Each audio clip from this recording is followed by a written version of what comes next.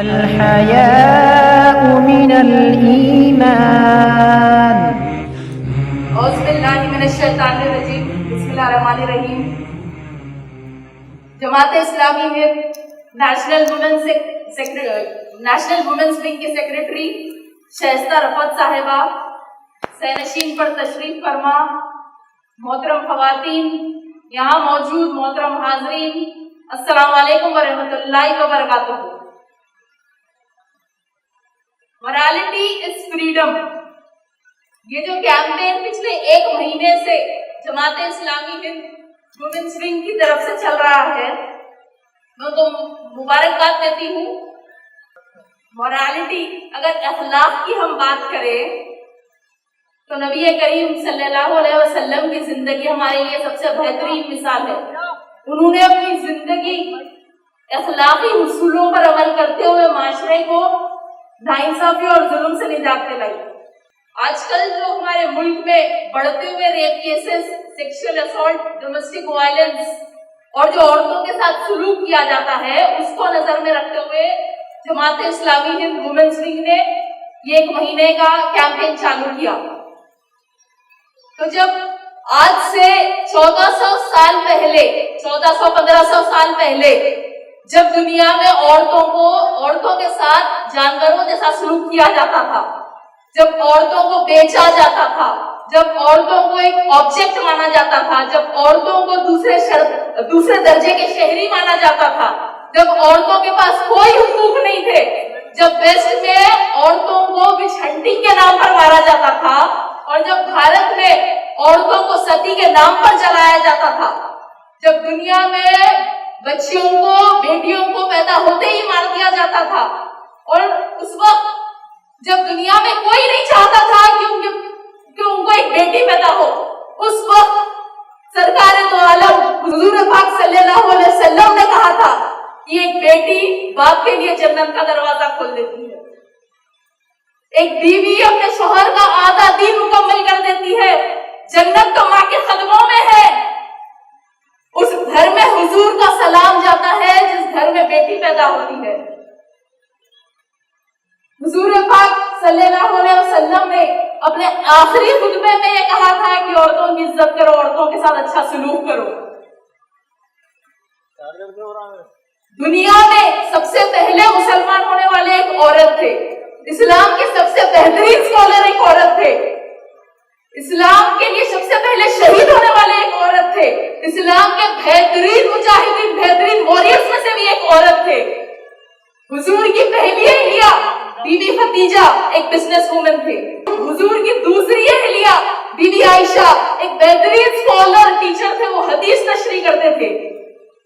کربلا کے بعد حضور کی نواسی بی بی زینب نے قیادت کا کردار سنبھالا اور یزید کے خلاف وکالت کی. قرآن یہ کہتا ہے کہ men and women are equal. Men and women are equal, but they are not same. برابر ہے لیکن الگ الگ ہے. دنیا میں سب سے پہلے عورتوں کو پراپرٹی اور انہیریٹنس کے رائٹس اسلام نے دیے. اسلام میں عورت کو یہ حق دیا ہے کہ وہ اگر وہ چاہے تو پیسہ کما سکتی ہے، لیکن اس کے لیے اس کو کوئی کچھ نہیں ہے، ان پہ کوئی ذمہ داری نہیں ہے. unlike men، ان کی ذمہ داری ہے گھر والوں پر خرچ کرنا، لیکن ایک عورت کی ذمہ داری نہیں ہے کہ وہ اپنا کمائے وہ پیسہ کسی پہ خرچ کرے. آج سے 1400 سال پہلے عورتوں کو ووٹنگ رائٹ دیا گیا تھا، وہ سوال بھی کرتی تھی، جنگ بھی لڑا کرتی تھی. اسلام نے عورتوں کو ایجوکیشنل رائٹس دیے. اسلام میں عورت اپنی پسند کا نکاح کر سکتی ہے. اسلام میں جہیز کا کوئی کانسیپٹ نہیں ہے، مہر کا کانسیپٹ ہے. نکاح کے لیے جہیز واجب نہیں ہے، جہیز کمپلسری نہیں ہے، لیکن مہر کمپلسری ہے. اور اسلام میں عورت چاہے تو کھلا لے سکتی ہے. اسلام نے عورتوں کو مینٹیننس کا رائٹ دیا ہے عدت تک. اگر عورت چاہے تو وہ اپنے نکاح نامہ میں یہ لکھا سکتی ہے کہ اس کا شوہر جب تک اس کے نکاح میں ہو دوسری شادی نہیں کر سکتا. تو ایک عورت کو جتنی آزادی چاہیے تھی وہ اسلام دے چکا ہے. اگر اس سے زیادہ اس کو کچھ چاہیے تو آزادی نہیں، بے حیائی ہے. اس بات پر غور فرمائیے. बनाइए, क्योंकि ये जो हमारा आज का टॉपिक है, जो एक महीने से जो कैंपेन चल रहा है, मोरालिटी इज फ्रीडम। बेहयाई आजादी नहीं है, बेपर्दगी आजादी नहीं है, बेशर्मी आजादी नहीं है, अखलाकियत आजादी है।